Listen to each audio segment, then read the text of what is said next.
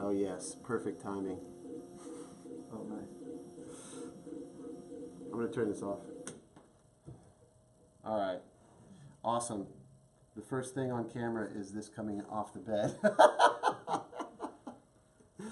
But I'll talk about that. All right, so I'm Brooke Drum, and this is Printrbot Live. And so here's what we're doing.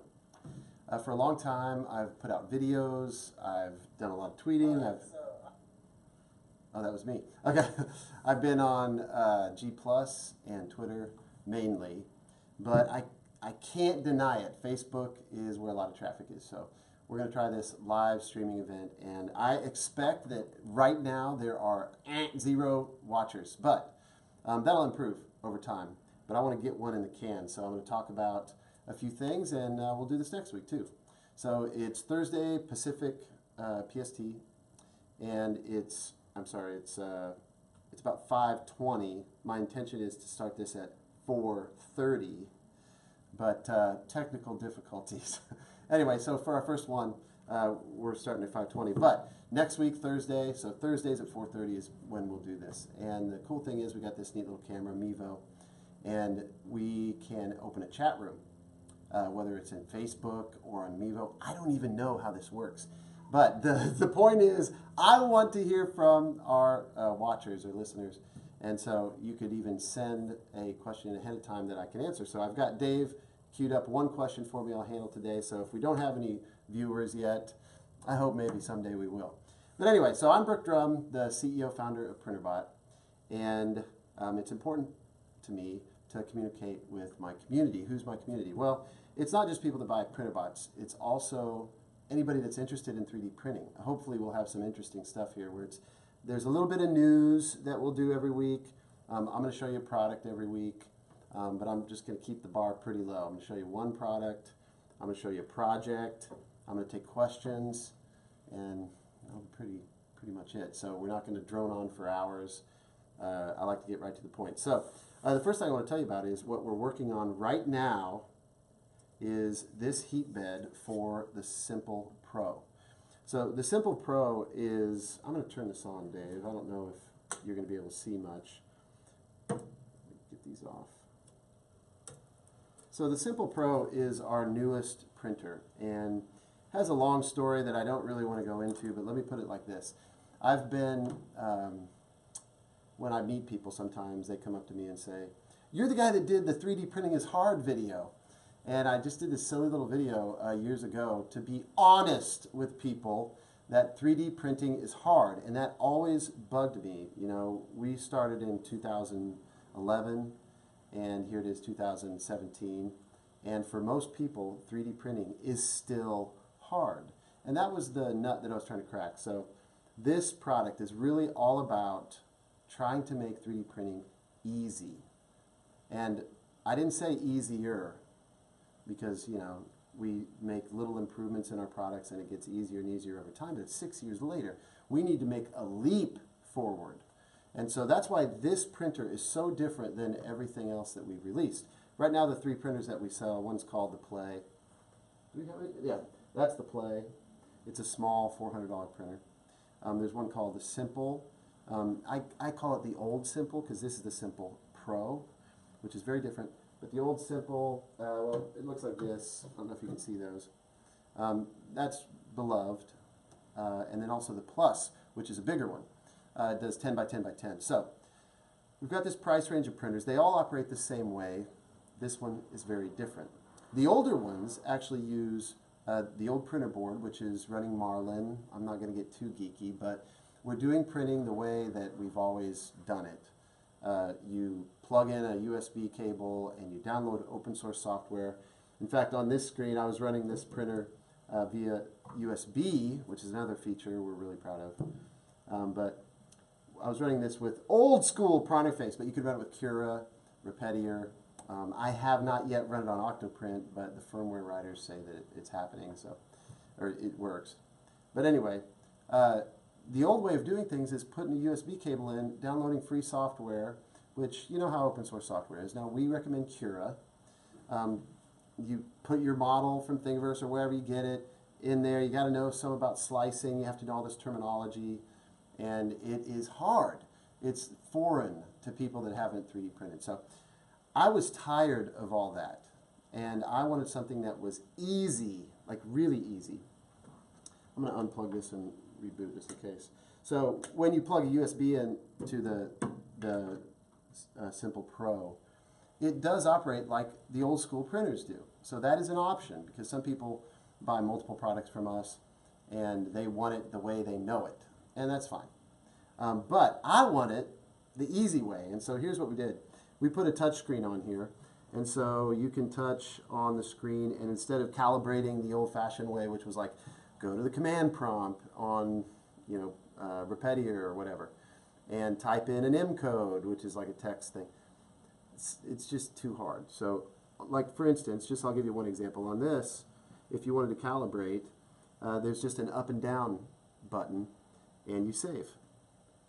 And then I usually do something about that size, something small first, and I see, is that first layer sticking really well? Is it not got enough stick? Is it too much? And then you could go up or down, whatever you want to do, and save it and reprint. The other thing about 3D printing the hard way is you have to know a lot about the materials. You have to know what temperature they operate at, you have to know temperatures, and you have to know slicing, and you have to know all this stuff. Well, this Simple Pro is very different. We have materials on here, and we've already put, as best optimized as we can, different settings that work with the different materials that you might use. So you would just go to this material screen, and like here, the first one is PLA, because that's the most common. Ninja Flex, and it goes on, Semiflex, polycarbonate, not polycarbonate, carbon fiber, different ones that are popular. And you can add your own in the cloud. But when you know what you want to print with, you just say PLA select, and you select it. So you can print one in ABS, come back to the materials, and without reslicing or doing anything else, you can select a different material. So anyway, you kind of get the idea with a touch screen, being able to see. I'm going to go back to just get something started printing, and I'll probably turn it off because I don't like the noise. But here's like a Pikachu or some weird toy thing. Boom. I see it on the screen what I'm going to print, and I say, yeah, that's what I want to print, and I hit print. So that's why it's called the Simple Pro. Not because you have to be a pro to use it, but because this is the printer that I can truly say 3D printing is easy. Now, some people would say, well, I don't care, it's hard. Well, even today, my paper printer runs out of ink, I can't figure out why it won't print, or the Wi-Fi screws up. So yeah, there are some things that are out of my control. I don't force you to use our plastic. Our plastic is good, it's inexpensive, you should buy it from us. But if you don't, I don't know what you're printing with. So it's kind of like buying one of those, off the internet ink cartridges for your Canon printer or something. You don't know how much is in there, how it's going to work. But anyway, we test on our filament, and so I do know that works. But so that might be a little hard if you got some weird filament. Also, the model itself, I didn't draw it. I don't know how it's going to print, if it needs overhangs, if you're going to have some sort of, if you're going to have to manipulate that file, or if it has holes in it where it shouldn't have holes. So I can't control the file. So you could choose a file that's going to be hard. But start easy, and it can be easy. What was the other thing I was going to say? Also, I don't know what room, the temperature in the room that you're printing. Some guys print in their garage in the winter, and of course, the temperature matters, so that could be weird. So there's some things out of my control, right? Wi-Fi.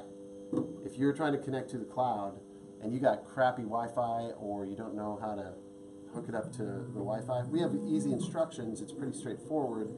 But I can't promise you, I forgot to put blue tape down. But I can't promise you that your Wi-Fi is going to work. So beyond that, though, 3D printing is easy with this printer. It's as easy as it's going to get. You do have to put blue tape down when you're printing PLA. And this is actually ABS. That's awesome. Anyway, so I wanted to show you the Simple Pro, talk about why we did this, because we want to make 3D printing easy. It's $1,000. $9.99. It's very different. But for a long time, we've, I don't know, a few months we've sold this, and people have asked, where's the heat bed? Where's the heat bed? First they asked, where's the USB printing? Well, that's done. And now we're on to the heat bed. So the heat bed is here. You can see it. It's white. It doesn't have any ugly writing on it. And we've actually added PEI, which is very different than Kapton. So PEI, you need to get to, about 100 degrees if you want to print ABS. And this stuff is like magic for ABS because get it up to the right temperature, it's going to stick really well. And then when it cools, you just leave it. You don't try to pry it off or, usually when I get done with the print, I'm in there with a chisel or something trying to get that thing off the blue tape. But this, you just let it cool. And then it pops off. And so that's the benefit of a heat bed. Mainly, it's ABS. Now, some people print PLA with a little bit of heat. I never do. I just put blue tape on it. So, anyway, I wanted you to see this thing moving at least and to see the white heat bed. It's off of some stand-ups here, so it doesn't actually touch the aluminum. It's a very, very thick, man, that looks like at least 1/8 inch.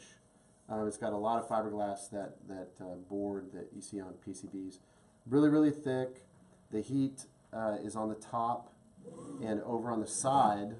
Underneath, there's a little chisel out place that we've connected the wires via solder.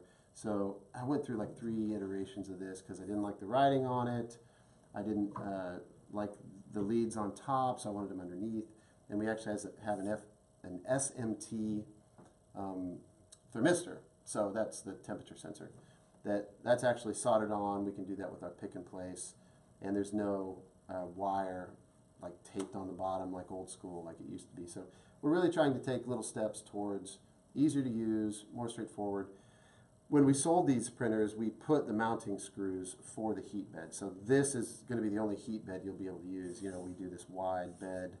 It doesn't print on this whole bed. It only prints 8 inches only by 6 inches deep. It goes 8 inches tall. But so this is our Printrbot heat bed. You'll see it soon. We're trying to get this ready to send out to a review. So anyway, I'm really excited about it. So the firmware, we're testing it. It'll be a few weeks before that's for sale, and we'll have plenty of time to, if there's any bugs in the firmware, we'll be able to get those worked out. But that's what I'm excited about. That's the lead story. Now, I did want to highlight every week a product and something that you can buy, because frankly, I don't know if I'd do this if I didn't have a business. I'd probably have a job, and maybe like Tom, he did this on the side for a while. If you know Tom's Hardware, check out his YouTube channel. But in fact, that's who I'm getting this printer ready for. But this is my job. So I do want to talk about products, and I'm not going to apologize for it. We're a company. We'd love for you to buy our printers. But the one that I want to talk about real briefly is these printers that I mentioned. We got the Simple. That's a beta, the beta of the Plus, but it's big, 10, 10, 10. And then the Play down there. And we do have where people can return. We don't ask any questions if people want to return their printers. And you never know what reason that's for. But we get those back, and then we do this certified pre-owned program where it might have gotten no use whatsoever. They just, couldn't do it, or they didn't like it, or I don't know what. But they send it back. Now, those are cheaper than our manufacturer retail price of $400. So the Play is $349 through certified pre-owned, so you save $50. The Simple is $499, so you save $100. And the Plus is $999, which is normally $1299, right? So that's $300. Is that right? That's ridiculous. The Plus is $999 on. That's the one you should buy. But anyway, so we have a few of these, and they are available. They ship the very next day. Now, the expectations when we do a certified pre-owned is, listen, we've already got these back to our shop one time, and we know for a fact that they print well because we go through them, make sure everything works. If there's anything that we need to tune up or fix, we do that. We clean up the parts. If we have bad blemishes, we usually replace panels. So there might be like a little ding or a little scratch, but to be honest, I rarely even see that. But I just wanted to put that out there, that these are pre-owned. They work perfectly. They're cheaper. We're not going to accept returns, but we will warranty this just like we do for parts. We will warranty the parts for 60 days. So if there's any problem within 60 days, even if it works fine when it arrives and it breaks at day 59, get a hold of us, and we will replace that part because we want you printing. So just want to talk about the certified pre-owned, so check that out on our website, Printrbot.com. And I did have a project I wanted to show you. I'm just rifling right through there, Dave. Are we cool? Yeah. All right, so this is the follow-up to the prosthetic bot. Now, I've tweeted about it a little bit and told people about it. And that prosthetic bot was about yay tall, and it was about 6 inches wide, or 4 to 6 inches wider than this. Basically, Create O&P, his name's Jeff. We've gotten to know each other. I think we met at a show or something. And anyway, he's a prostheticist, and he sells to prostheticists. And he has these great services, so he can help people that scan a leg of somebody that's an amputee or wants to fit something to their leg, you know, whether or not they were born that way or it was something later, they would scan it. And so 3D printing is really good to do one thing one time. And so very, very, very customized. Imagine something more customized than your own body. There isn't anything. So it's just for that one person. So it's kind of neat. In fact, on the beta that we made him, we actually printed this. And this is this, it's not Ninja Flex and it's not Semi-Flex. It's somewhere in between. It's custom made just for him. But they scanned this, I guess it's a guy, but if a guy's wearing pink, maybe it's, pink looks pretty good on me, but I don't know if it's a guy or a girl. But anyway, there's a person with a leg that's exactly that shape, and they've scanned it, and he's a master at preparing the file for printing, and he has all these tricks that he uses. It takes 10,000 hours to be an expert, and he's an expert. So he manipulates the file, and he sells services to support these companies that buy printers from him. And he gave me this file, a real patient file, and we printed this on the beta. So sent him the beta, and he was like, awesome. But that was a beta made out of like extruded aluminum and stuff. And I'll put this in here. And it was just like, okay, here's about what we would do. So our process when we build prototypes are, let's do what we can fast. And so we built that out of extruded aluminum and flat panels, no bends. And then he reviews it, and so he has that in his printing. It's going good. A couple changes. Number one, he wanted some rounder corners. And I always love, on the plus, let me grab this. This was the first time we did rounded corners. And so this is like, for me, the perfect rounded corner. And I love this on our plus. It just looks really nice. Doesn't look like it was just slapped together. It's nice. This isn't powder coated. But so we can build betas here even with some rounded edges, and that's what we did on this one. And so the construction technique was different.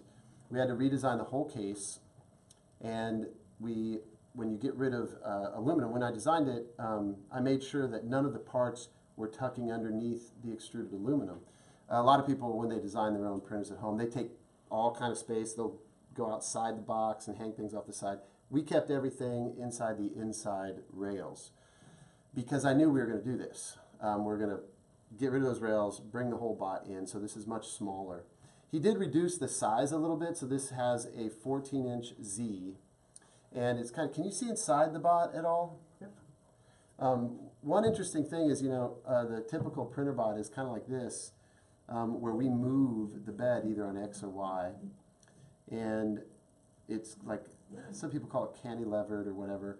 Instead of putting bars out there that it rides on, the bar is attached to the build plate, and it moves. And so we can get amazing prints. I don't have any print examples today, but we usually move the platform. The reason I usually do that is because I want to save visual, kind of have it be a smaller visual impact instead of a box. But arguably, if you had to put a cardboard box around this printer, you'd start here, you'd end here. This box would be huge for 8 inches. So if you want to do a box, that's not the way you do it unless you're going to come outside the box. But we wanted an enclosure to be able to, and we've never done that, but we wanted an enclosure on this so that we could better control the outcome of the prints. So this is going to get a door on it. This is a solid top. This actually raises up, which is pretty cool. So you can work on your printer. It's very easy to get to. There's no, full access to this printer. The electronics are actually going to be, right now, I don't even know if I've told Jeff this, but when we removed the extrusion, we didn't really have enough room here to put the LCD that we're going old school in this a little bit. It's just really straightforward. And we didn't want to put it here, so we put it up on top. So those electronics will go with it, and there'll just be nothing hindering you from working on this if you want to tune up the belts or whatever. It's not a Core XY. I can't really show you. I mean, I guess I could. I could try to tip it for you. Nah, I'm not going to do it. It's not a Core XY. It's a traditional Cartesian, which just means there's a belt and a motor that move it on X, and there's a belt and a motor that move it on Y, and those are separate from each other, and it's just like all of these work. Cartesian just means it's normal. Core XY has like 2 motors that like share, and it does weird math. Delta is even weirder with the math. But anyway, we do very, very straightforward, simple, minimalistic printers. So that's what this really is. I did do a little trick on the belt on, what is it, Y. So the belt actually loops around to the other side and then comes back like a C. And we grab onto one side of the belt on one side of the gantry and the other belt going. So the belts are going the same direction while the other 2 belts slide past. But anyway, so that makes it really rigid without a lot of weight.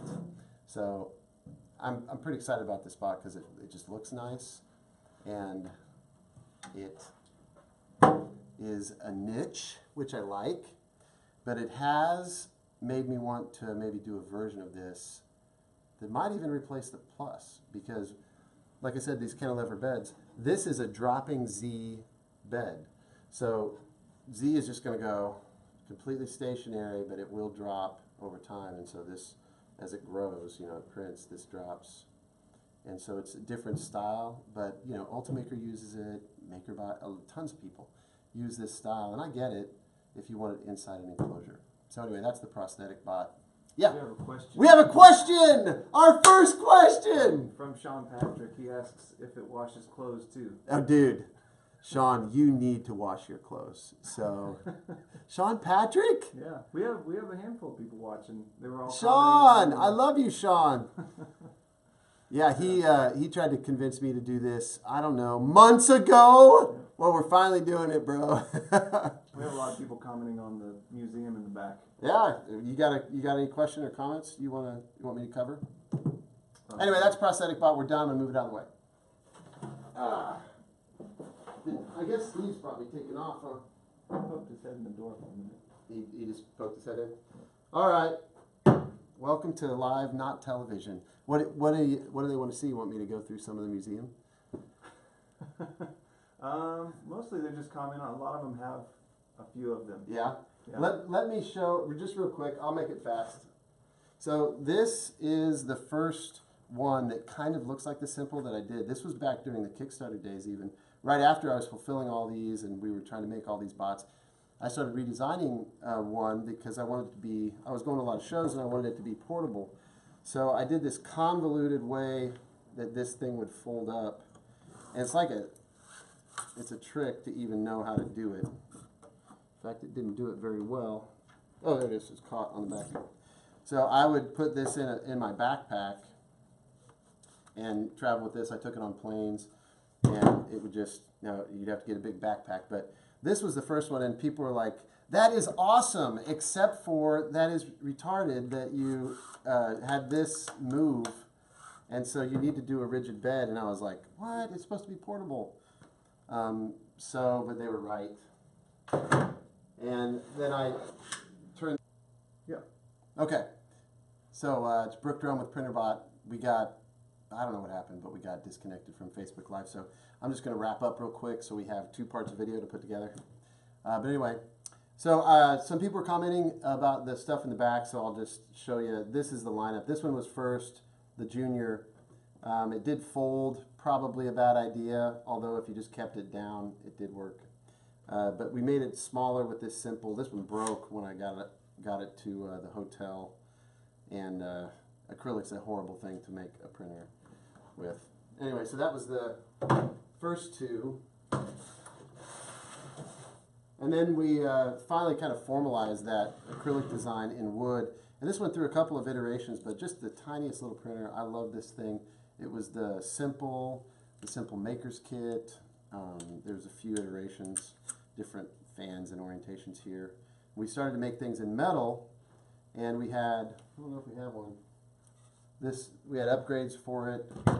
That was a prototype of a metal, the first prototype of the metal extruder that replaced this wooden one, and we went to a drive gear. So anyway, this was a big step forward. We started making a metal, and then eventually we were like, man, metal's awesome, wood sucks. So, I mean, it's cool if you're a hobbyist, but if you're selling a product that you got to support.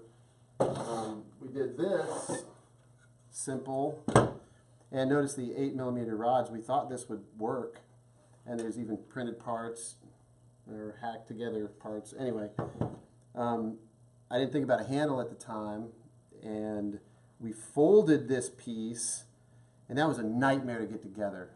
So we were just like, well, it's cool that we did it all in folded metal, but it was really crappy to build. So that ended up becoming the tried and true. Before we even sold it, we got rid of those 8mm bars. We went to 12, and then sometime later we put this handle on, and then it just locked in that rectangle. So this was the final version, probably very similar to the way it's sold today. We have some extra shielding on this one. But anyway, so that was some of this stuff I get attached to, and I can't just get rid of it. But you can see that this new one, that form factor, just works for me. And I'm even working on a different one that's kind of, well, you didn't hear it from me, but it's a smaller version of this and cheaper. But I'll show you that maybe next week, maybe 2 weeks. But anyway, so we're glad some people tuned in. Thank you for watching. It's going to be fun. This went, I figured if one guy shows up, I'm happy. And we had, you know, quite a few people. 20 people were really around, yeah. That's awesome. So, and we'll try to keep it short. One of my problems is I talk too much. So we'll try to keep it down to, I would say, less than half an hour. 20 minutes-ish. 20 to 30 is what you can expect if we turn on the Facebook Live. So anyway, that's it. We will see you next week, PST 4:30 Thursday with Printrbot Live. Thank you. Thank you guys, and happy printing.